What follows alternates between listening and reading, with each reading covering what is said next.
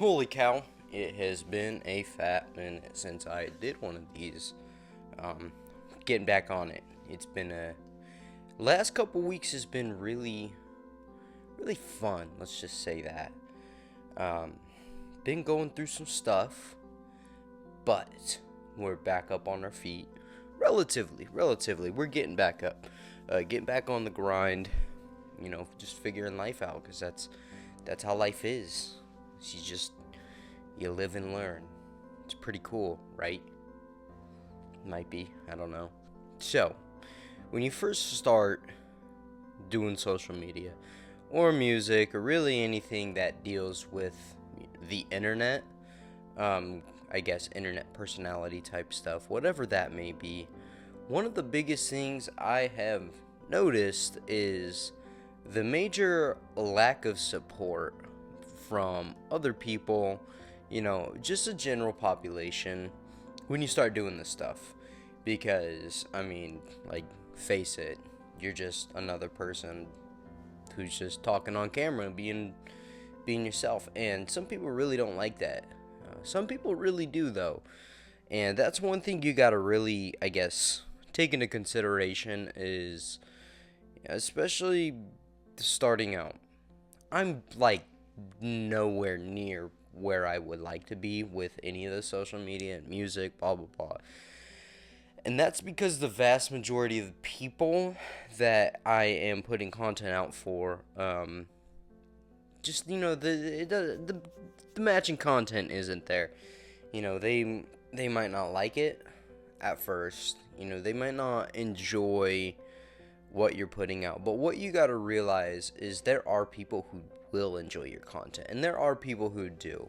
So the biggest thing I guess I could recommend is not giving up and speak to the choir. I need to take my own advice because I tend to, and I think this goes for the vast majority of people, is discouraged. I get very, very discouraged when things aren't going my way. When I release a song and I'm like, oh my gosh, this is gonna be it. This is gonna be the one, and doesn't really get any feedback at all. I'm just like, damn, bro, so disappointed that it just, life doesn't really work out the way you want it to very often. I don't think that's a bad thing. I think it's good to struggle at first because that's where a lot of things are built up. This is where people tend to grow the most. If you can persevere through whatever waiting period, whatever struggle period that you were going through, we sit here and we rush ourselves. We rush everything. We rush life. And we're like, damn, bro, I want to be there now. I want it now. But it's like, I tell you what, that's not how God works. Because God has a very specific way of doing things. And it comes down to waiting for the right time. Which is way easier said than done because we are very impatient beings. But when you can understand that God's timing is perfect, whenever He thinks you're ready, He'll make it happen. Obviously, there's just some things during the waiting period, during the growing period, that you need to learn during the waiting period, during that struggle period. And these are, reasons why God makes us wait, is because He's showing us stuff. He's teaching us things. He's helping us persevere. He's helping us build patience. And He's helping us learn how to rely on Him while we are waiting. And this is one thing that I can say that I'm heavily guilty of. When I get stuck in a period of, really, I guess, still waiting, where nothing's really happening, that is when I really tend to go into the mode of doing things based off of my own understanding, rather than relying on God during those difficult times. Take these last couple weeks, for example. I have been waiting and waiting just for things to be released, things to come out, and for things to happen, and not having, the support that I wish I had from other people really takes a toll on my mind mentally. And I think that comes down to the fact that we all really kind of just want to be accepted as people from other people. But also during this period of waiting, obviously there has been some, there's been a reason why God is making me wait. And I haven't quite seen it.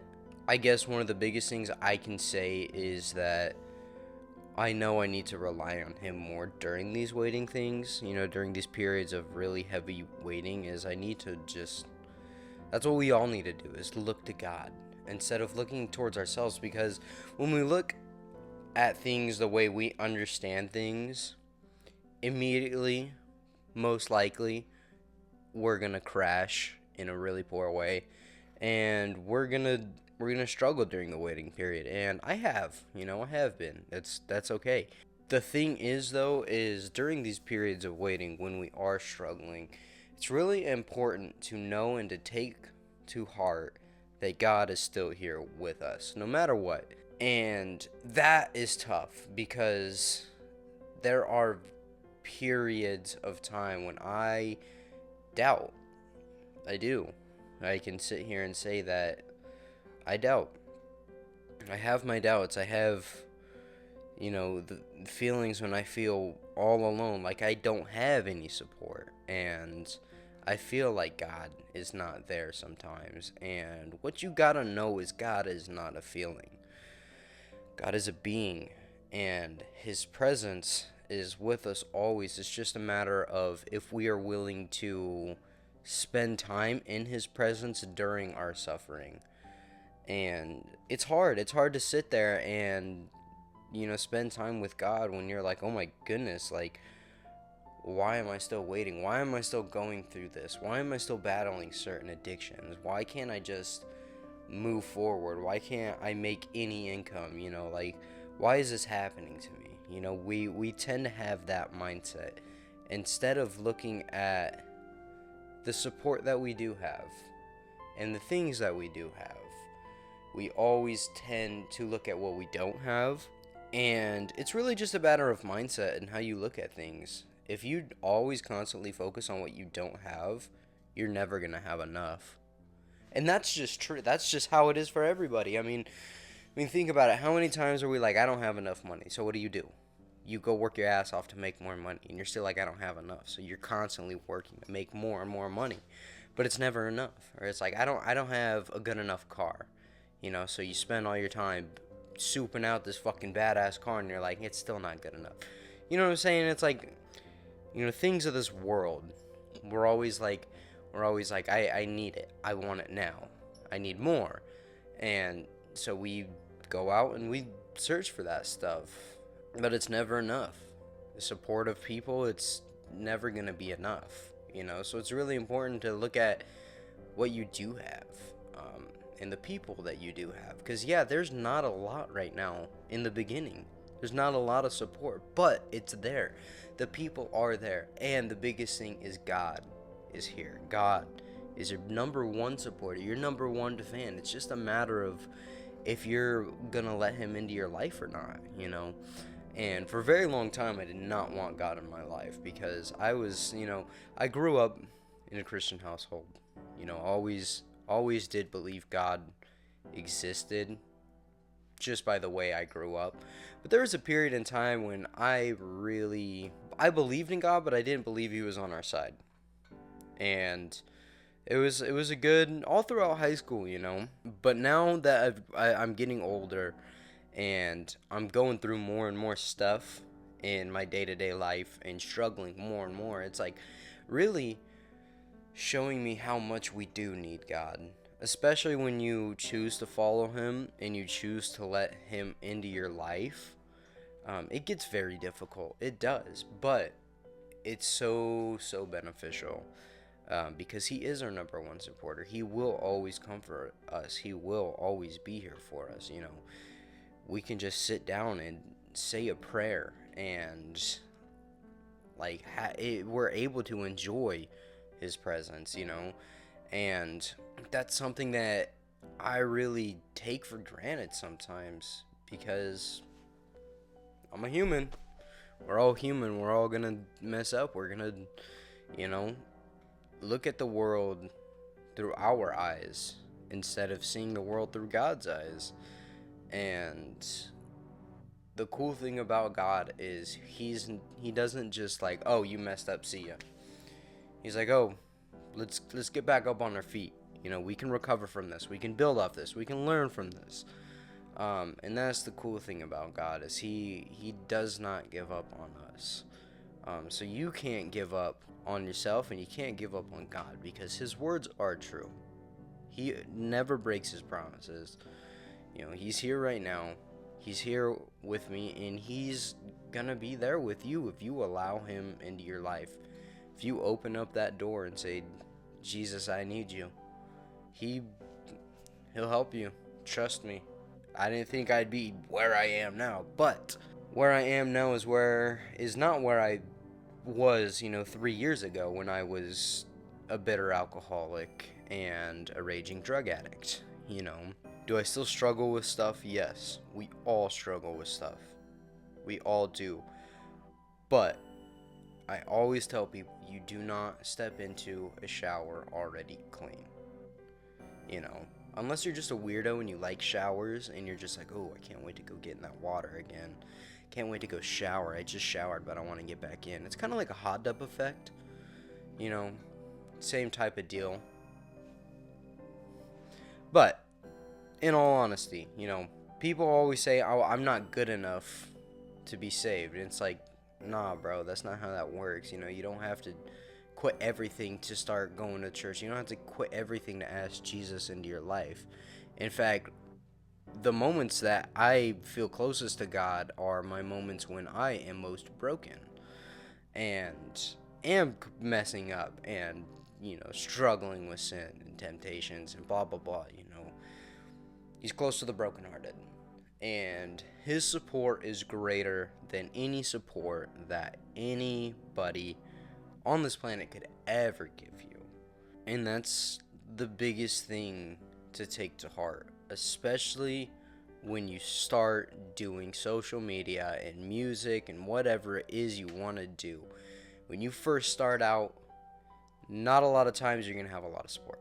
In fact, a lot of times there's going to be a large lack in support of other people because you may seem too ambitious to other people. And a lot of other people tend to get jealous and they see you doing these things and they're too afraid to start. Bro, don't listen to other people. Don't search for the support of other people because you're off. Dude, every time that I have searched for support from other people, I have been let down because it's never the support that I feel I deserve. And that's just a pride thing. The support that we get from Jesus is unmatched. It's unmatched. So, with that being said, look to God. Ask him into your life. Ask him into your heart. Because it's the greatest thing that I have ever done. The most difficult thing, these last 3 years have been very, very difficult. But I have grown and learned more about God and more about myself. And all I can say is that he's wonderful. He's amazing. God is truly, truly amazing.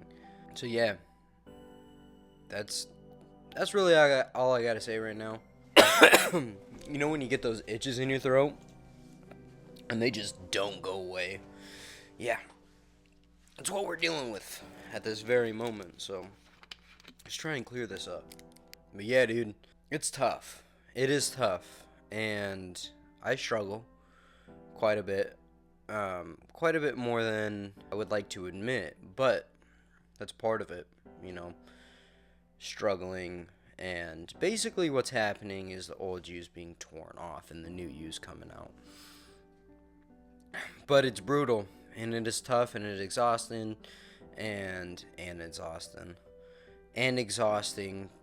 There's a lot of waiting, a lot of suffering, but that is when your faith grows. That is when you grow.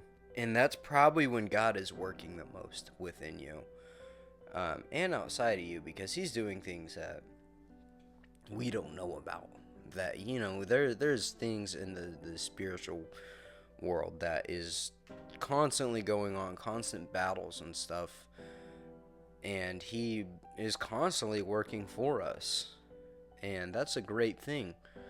But yeah, if you don't have Jesus in your heart and in your life, you don't have a relationship with him, definitely would recommend looking towards him, especially if you are stuck and you don't have a lot of hope for this world. Asking him into my life was the best thing I've ever done, and I could fully admit that. Like I said, it's tough, but it's definitely way more worth it than anything. But yeah. Alright, y'all. Let's go hit this leg day. Alright, so I started off my workout with hammy curls just to get the hamstrings warmed up. And then I went over to Romanian deadlifts because I for the first leg day of my week, I like to do hamstrings first, and then the second leg day in the week, I'll target more quads. But I definitely like to hit both of them. Going down slow and controlled, holding it at the bottom, at the pause, and really getting that good stretch in there. And I think that's a pretty important thing to do with all your lifts, is getting that stretch and that pause at the bottom, the most stretched part, and then controlling the eccentric portion. You're really gonna limit the risk of injury when you do it slow and controlled like that. Controlling is a big key in lifting. If you don't want to get hurt, I mean, you still could get hurt, but that's a different topic. We did 3 sets of these RDLs. Get you guys some different angles here. 3 sets of them. The first set was kind of just a warm-up set, getting a bit prepared, and tired today. Getting prepared for the motion, The second and third set was definitely a lot heavier, a little bit more difficult. Definitely try and squeeze your glutes at the top. I found that helps kind of limit a little bit of back pain too, if you do have back pain with it. But I'm mostly doing this for hamstrings, so I'm not doing a whole lot of pulling with my back. It's really just thrusting through my hips.